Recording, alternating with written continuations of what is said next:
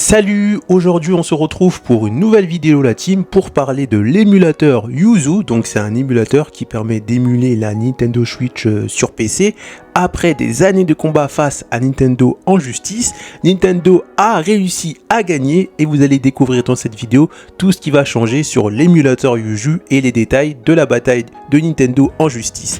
N'hésitez pas à vous abonner à la chaîne, à mettre un gros pouce bleu et activer la cloche de notification car ce sont des moyens gratuits qui permettent de soutenir la chaîne. Pour commencer, vous devez comprendre que ça fait pas mal d'années que Nintendo se bat contre les logiciels qui permettent d'émuler leurs consoles, que ce soit des consoles rétro comme la DS, la Game Boy Advance ou bien la Wii, ou bien sa dernière console, la Nintendo Switch. Les développeurs qui ont développé ces logiciels d'émulation le font de manière légale pour la plupart. On va prendre comme exemple le logiciel Yuzu qui permet d'émuler la Switch sur PC pour avoir plus de puissance, pour avoir une meilleure qualité visuelle et plus d'images par seconde dans les jeux Switch, mais en y jouant sur PC. Pour pouvoir utiliser Yuzu sur PC, vous devez récupérer les fichiers système de votre propre Switch directement à partir de votre Switch et pareil pour les jeux.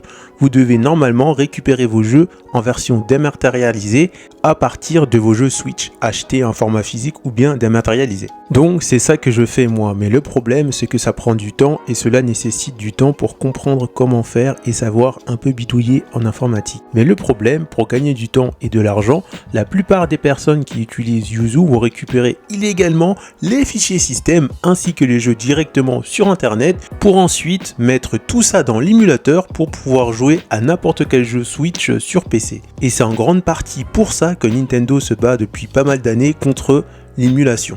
De plus, même en récupérant ces jeux légalement à partir de ces jeux achetés directement à partir de sa Switch, on peut très facilement faire des copies de ces jeux récupérés légalement et les donner à d'autres personnes.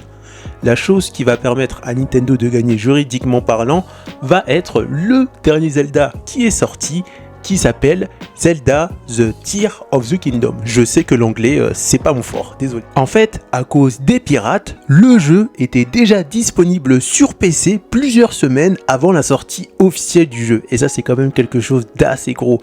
Et donc, les personnes qui l'avaient récupéré sur internet de manière illégale pouvaient déjà y jouer avant même la sortie officielle du jeu sur sa console de prédilection. Et Nintendo a appuyé ce point, donc ce gros point en justice, en expliquant que non seulement depuis pas mal d'années ils ont perdu pas mal d'argent à cause des jeux récupérés de manière illégale sur internet, mais en plus avec Zelda disponible gratuitement avant la date de sortie officielle, c'est encore pire.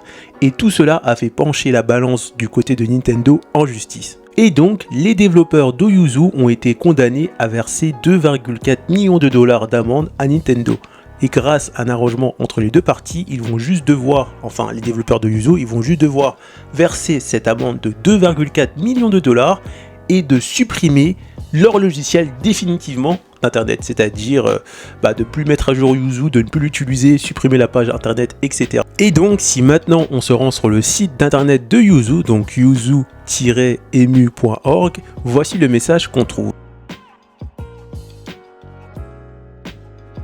Si jamais vous possédez déjà Yuzu sur votre PC, pas de souci, vous pourrez toujours jouer aux jeux Switch sur PC. Attention, le logiciel sera plus mis à jour et vous ne pourrez plus le télécharger. Le logiciel, si jamais vous le supprimez. Par contre, si vous jouez aux jeux Switch avec EmuDeck sur PC ou sur console portable, comme le Steam Deck ou la ROG Ally, etc., attention, car les développeurs d'EmuDeck prévoient dans les futures mises à jour de supprimer définitivement les émulateurs qui concernent directement Nintendo et donc Yuzu. Alors surtout ne mettez pas à jour EmuDeck si vous souhaitez conserver ça. Et bien évidemment, le logiciel Yuzu est open source et donc d'autres développeurs vont reprendre le logiciel sur un autre nom et continuer à le développer et je pense le proposer à nouveau en téléchargement. On arrive à la fin de cette vidéo, n'hésitez pas à me dire en commentaire ce que vous pensez de ça, à vous abonner à ma chaîne YouTube et à me dire si vous êtes contre ou pour l'émulation sur PC et on se retrouve pour une prochaine vidéo. A plus!